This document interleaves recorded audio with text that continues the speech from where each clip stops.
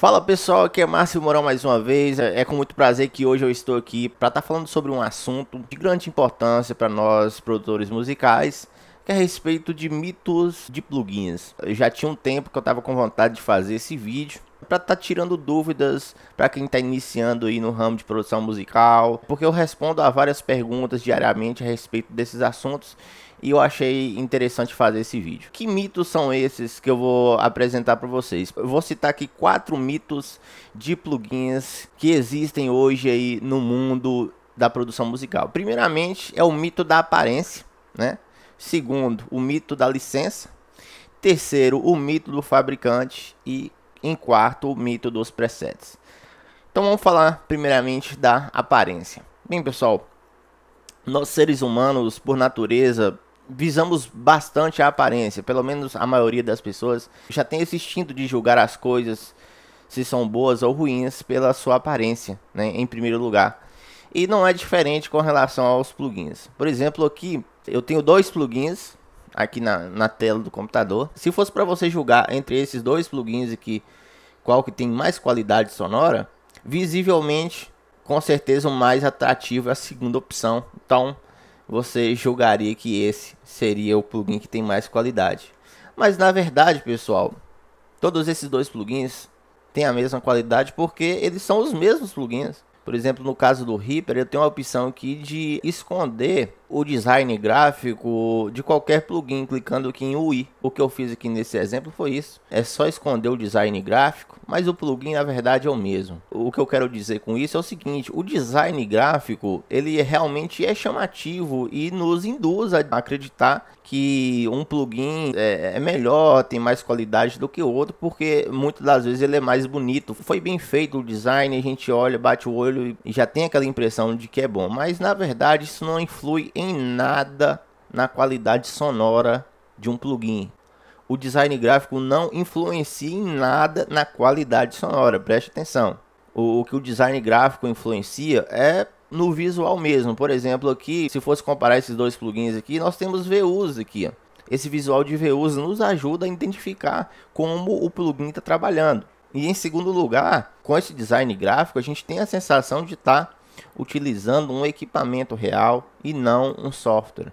Então, para isso que serve o design gráfico. Mas em termos de qualidade sonora, não influencia em nada, tá certo? Você pode testar plugins aí que tem um design gráfico lindo, mas na verdade eles não têm aquele som esperado. Em contrapartida, você vai utilizar plugins que não tem esse design gráfico, plugins de interface simples, aqui tem um som de arranca-banda, tá? Então a dica que eu dou para vocês é o seguinte: não julgar plugins pela sua aparência, né? Porque o que está em jogo aqui é o som, entendeu? Então você tem que aprender a julgar pelo ouvido, né? Ouvir e discernir se é bom ou se não é, tá certo? Então essa é a dica aí a respeito da aparência. E o segundo mito, pessoal, é a questão da licença. Muitos acreditam que o plugin, para ser de qualidade profissional, ele tem que ser pago, né? Tem que ser de uma empresa grande, com renome no mercado, enfim. Pensando assim, a gente cai no erro de imaginar que tudo que a gente recebe de graça é de má qualidade. Isso aí não é verdade. Quer dizer que você recebe um presente de um amigo só porque você recebeu de graça é de má qualidade? E jogando mais pesado ainda, né? A nossa própria vida, nós recebemos de graça, não pagamos nada por ela.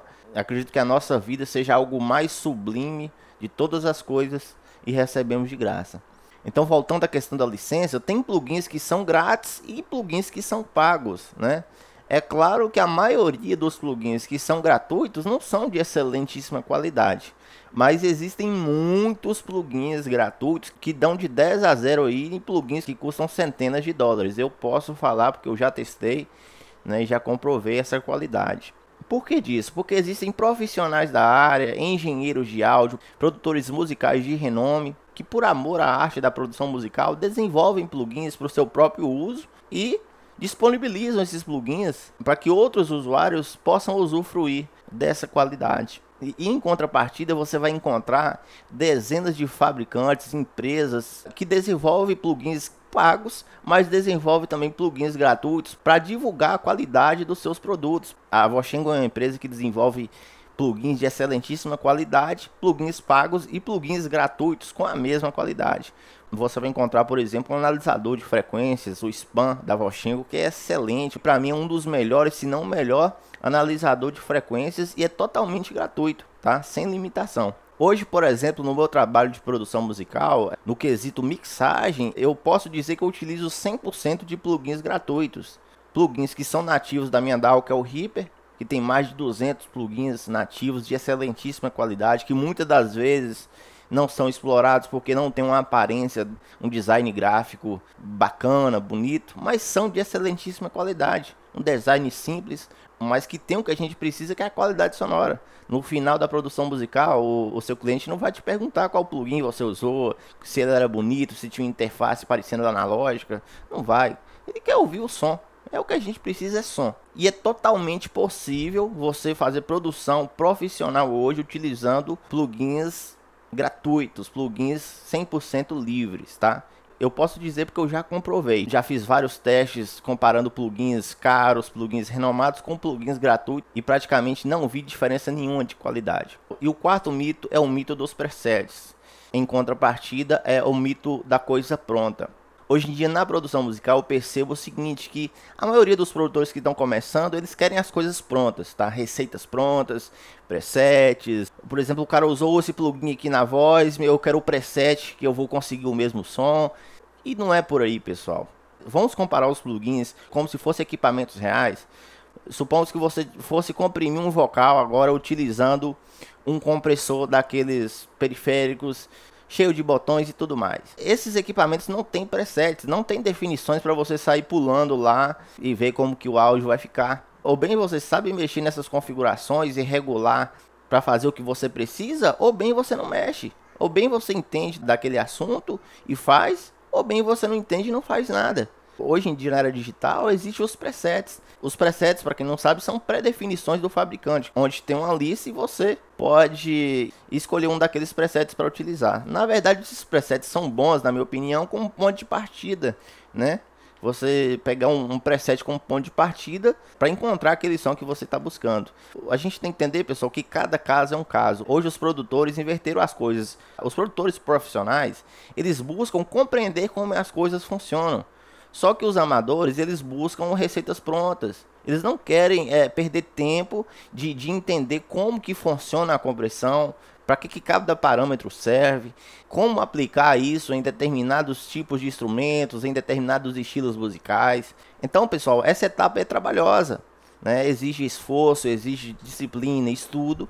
E a maioria quer pular essa etapa. E esse é o grande erro da maioria. A dica que eu dou para vocês é o seguinte: deixa os presets de lado. Busque o conhecimento real de como trabalhar com essa ferramenta, né? Como trabalhar com cada parâmetro do plugin que você vai utilizar. E a melhor fonte para isso é através do seu manual, né? Hoje você baixa o plugin, a maioria deles tem o seu manual de instrução para mostrar para você o que cada parâmetro do plugin vai exercer. A maioria são em inglês mesmo, não tem jeito, você tem que traduzir isso daí para você entender como que funciona. Você pode usar o Google Tradutor, qualquer tradutor que você quiser para te auxiliar. Bem, pessoal, tá aí a dica, eu espero que vocês gostem. Vou gravar vídeos mostrando diversos plugins que eu utilizo na produção musical, plugins gratuitos, como se utiliza esses plugins. Vou fazer reviews aí sobre esses plugins, plugins do Reaper, plugins de outros fabricantes. Vou dar um exemplo aqui de plugins gratuitos que são excelentes, que tem um design gráfico excelente e qualidade sonora. Tem as duas coisas. Os plugins da Variety of Sound. São plugins de excelentíssima qualidade que vale a pena a gente estudá-los e entender como eles funcionam, entender cada parâmetro para que a gente possa tirar o máximo de qualidade nas nossas produções, tá certo? Um grande abraço aí do seu amigo Márcio Mourão. Até o próximo vídeo. Vamos lá!